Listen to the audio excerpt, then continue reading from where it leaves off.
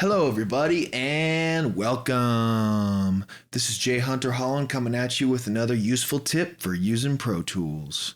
Today, we're going to be going over how to apply a change to all but only the selected tracks in your Pro Tools session.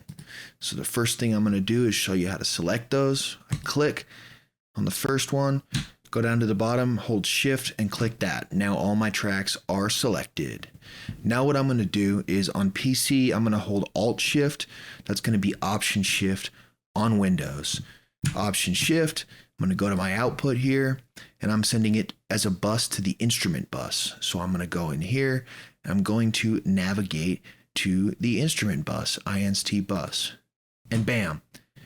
Did it to all of them, but as you can see down here, it has not changed the outputs on any unselected tracks. Damn, well that was pretty easy. I hope this was super helpful for y'all. Appreciate y'all tuning on in, and I will see you in the next one. Yeah.